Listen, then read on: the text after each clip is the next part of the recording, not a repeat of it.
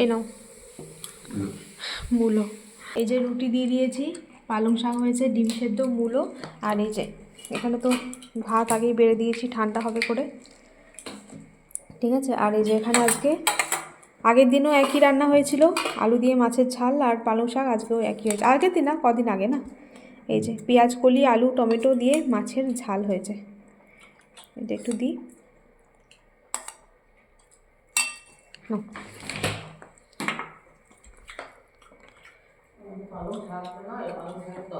হ্যাঁ, পালং শাকের তরকারি। আর এই যে দিয়ে দিই, এটার মধ্যে মাছটা দিয়ে দেবো। আগের দিনের মতো হয়েছে, আগের দিন বলছিলে ঝালটা খুব ভালো হয়েছিল। আগের দিন করেছিলাম সেই পোনা মাছ দিয়ে, আর যে মায়ের জন্য 2 পিস চিংড়ি মাছ দিয়েছি রাতের জন্য। আর আলুর সঙ্গে চিংড়ি মাছ মিশে গেছে, আবার না উঠে যায়, সাইড করে দিই। না বোঝা যাচ্ছে, একটু অন্যমনস্ক হয়ে দিলেই হয়ে যাবে। আর এই যে মায়ের 2 পিস চিংড়ি মাছ ভালো আছে। ধনে পাতা দিয়েছি, ধনে পাতাটাও শুকিয়ে গেছে, একটুখানি রয়েছে, শুকিয়ে গেছে, ওই দিলাম, তা ছিল।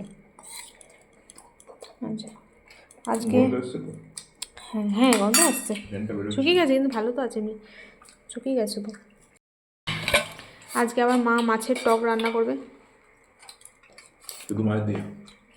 কি জানি মা আলু দেবো কি দেবো না ভাবছে, এখন দেখা যাক, ভেবে কি ডিসিশন নেয় সেরকম হবে।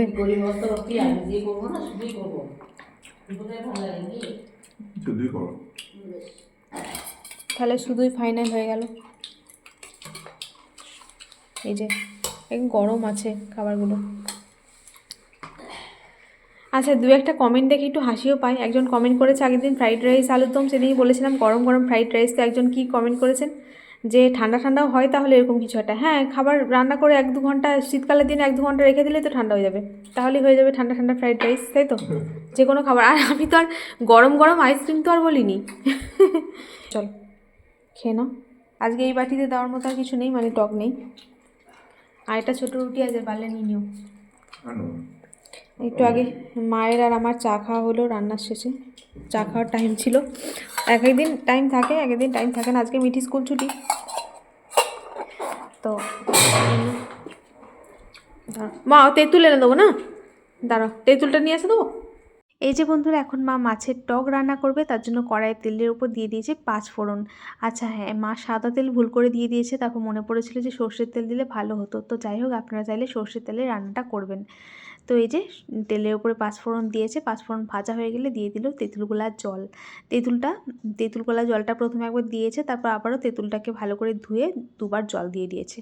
তার মধ্যে দিয়ে দিয়েছে পরিমাণ মতো লবণ, হলুদ, আর দিচ্ছে আখের গুড়। আপনারা চাইলে চিনি দিতে পারেন, তবে আমাদের কিন্তু টকে গুড়টাই ব্যবহার করা হয়। আর ওদিকে মাছের মধ্যে লবণ হলুদ মাখিয়ে 1/2 ঘন্টা আগে রেখে দেওয়া হয়েছিল।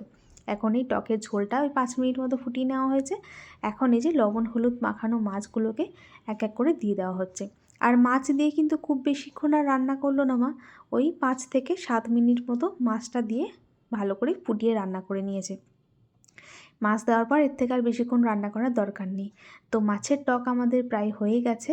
তো চলুন এরপর নামিয়ে নেবে। তো বন্ধুরা, আজকে মায়ের এই মাছের টকের রেসিপিটা আপনাদের কেমন লাগলো একটু কমেন্ট করে জানাবেন। তো চলুন আজকের মতো ভিডিওটা এখানেই শেষ করছি, দেখা হবে নতুন ভিডিওর সাথে। সবাই ভালো থাকবেন, এখনকার মতো টাটা।